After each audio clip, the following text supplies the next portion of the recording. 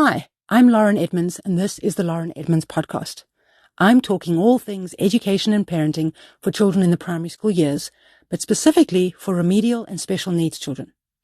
I hope to give you my insights that I've gained over the last 12 years of in-field research, owning a special needs school in Johannesburg, as well as the academic research I've been doing for decades. I hope you enjoy it. I want to talk a little bit today about the relationship between a parent and a child who is struggling. And I'm going to speak about it from my specific point of view as a parent with a child who is struggling, as well as the owner of the school with many students who are struggling, who have parents. I want to bring in much of my thinking to try to help you to reflect on yourself. There was a conference I went to recently, and the saying came up again. It said, when parents aren't coping, they medicate their children. And I think that is happening more and more and more. And as much as the work that I do is to try and prevent that from happening, the prevention is me trying to help the parent to cope better. And it started at very basic things like, how do you get homework done? Or even letting parents off the hook when it comes to homework and saying, don't worry about the homework because it puts so much pressure on the family unit that it's not worth the paper it's written on, basically. But the work is to try to get parents to take ownership of themselves in the face of seemingly having to save their child. And maybe let me rephrase this. So when my daughter was struggling, she was the one that was struggling, not me. I was fine. My work was going fine. My relationship with my husband was going fine. There was food on the table. She was the one that was struggling. And then I came across a book by Wayne Dyer called What Do You Really Want for Your Children? And that shifted so much for me because she was a child. She had no authority, autonomy, agency to do anything to help herself, even though she was struggling. In fact, she just thought herself to be more and more stupid with all the things that she couldn't do. So she didn't have the capacity to go, wait a second, hold on a moment. What I'm going through now is causing me to struggle. How do I change what I'm going through? But I had that capacity as the adult in the parent-child relationship. And when I read the book, What Do You Really Want for Your Children?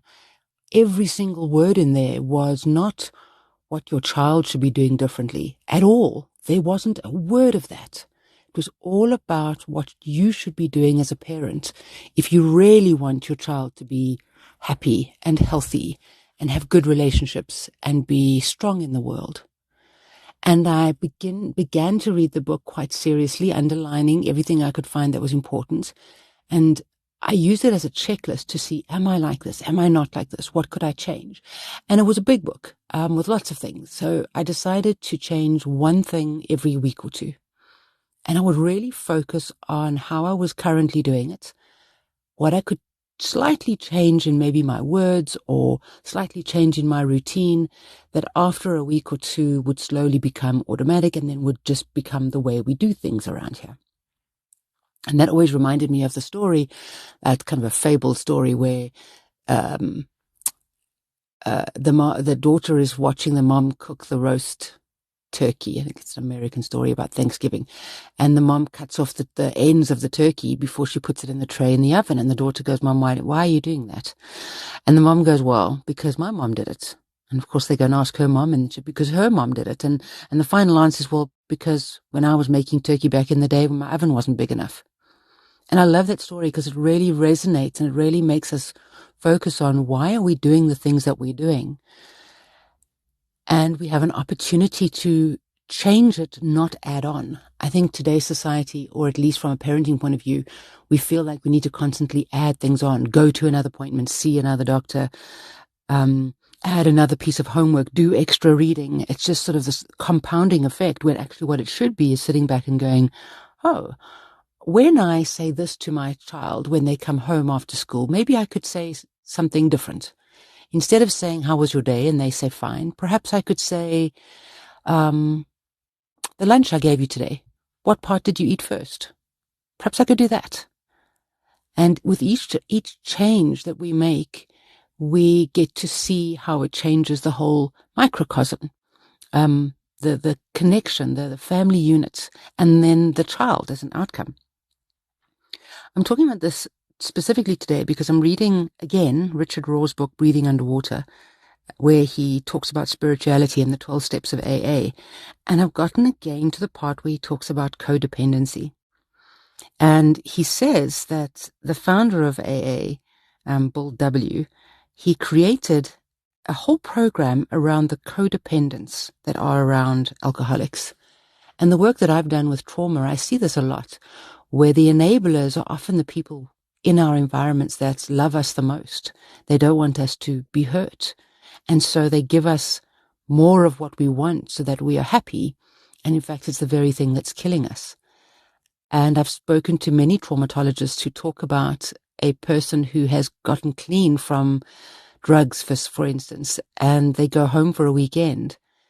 And because they're doing well, they say to the mom, oh, why don't you just give me 20 Rand? I just want to pop down to the shops and get a Coke. And the mom believes, of course, no problem, because you're clean and you're saying you're going to go get Coke, Coca-Cola from the local supermarket. And they don't come home that evening because they've landed up in the middle of wherever they've landed up on the streets, and they've been shooting up heroin again. And those are really sad moments, especially in that big sort of outward way that we can see of drugs and alcohol. But what about the other little things? And I see this in moms a lot. Children who have diagnoses that make them different, and in making them different, force the household to be different than everybody else, or to be different than what you expected your household to be, or different from your childhood house, or maybe not so different from your own childhood. But we get these diagnoses of our children, or we experience the failure that our children experience, or experience them failing.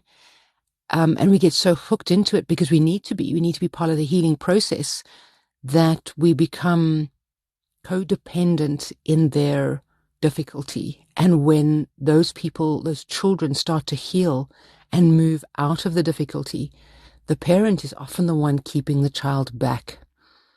And there's a line in here that's the paragraph that made me want to talk about this. And I've underlined it, and it says, codependency is the disease of those who support and contribute to others' disease by what we call enabling behavior. Sometimes the enabler is sicker than the alcoholic and does not know what to do when the alcoholic enters recovery. Having a child with a learning difficulty and having to go through the mourning process of giving up the original hope that you had for your child, and that is a very real process you go through. When you get to the end and you find acceptance, the danger there, it's a beautiful place to be, a place of acceptance. But the danger there is that you accept without challenge. And when your child shows signs of improving or starting to do things you never thought they would do, you now need to move out of acceptance, and you need to move into the new normal with the child. Otherwise, you become the person that holds them back. There's another line I've underlined here. Codependents end up being just as unhealthy as the addict, while thinking of themselves as strong, generous, and loving. And I read that not to tell any parent that they're not strong, generous, and loving, because they probably are. But are you also codependent? Is part of your identity hooked up with the solutions you've put in place for your child, or the mindset you've had to take on in order to help your child and be a support for them? Has that turned into your need? And do we then keep our children back because of that? Or can we evolve? And I find the most useful approach to take is that question, what do you really want for your child? And then just sit back and observe your child for who they are, where they are, what they're doing, and then reflect back to you to say, how can I make room for that? I like the idea that children don't belong to us, that they are given to us to take care of and to raise. And I like that because it makes us sit back and go, that child is their own person. And as a parent, what do I need to give them? What do I need to be in my own self so that they can have the thing they need to have in order to be their beautiful own person and not the person that fills my life up or gives my life meaning. I absolutely love my children. I am entwined with them. I think they are amazing. And they have absolutely their own lives, their own thoughts, their own behaviors, and I have mine myself, and I've worked hard with this. And every time they get to another age, they're 21 now, I've got to work hard again. Where are they going to? What do I need to let go of? The other day, one daughter came into my room and said, "Mom, can you stop following me on Instagram, please?" And she made her point, and I looked at her and I thought, the point is valid. She's 21. And if this is what she wants from me, I'm okay with that. And tears ran down my cheek, and she said, oh no, I've hurt you. I said, no. I'm okay with being sad that you want me a little bit out of your life now. But it's perfectly situated. It's exactly what needs to happen right now. And by being able to be emotional, I was able to let go a part of me in my parenting role and allow her to release a little bit more. And this is an ebb and flow constantly between parent and child. And it's made even harder when a child either has a mental illness or a physical disability or any kind of diagnosis or even an undiagnosed challenge. How do we, as parents, not get so hooked into the role we have to play with our children that we can't let our children go when they need to go? Can we open our hand and let them go and play? Let them go into life? And can we sit back and go, look at how wonderful they are, rather than pulling them close to say, look at how wonderful they are next to us?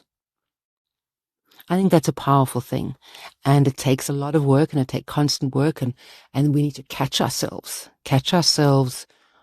trying to ask our children to do the work that we should be doing on ourselves.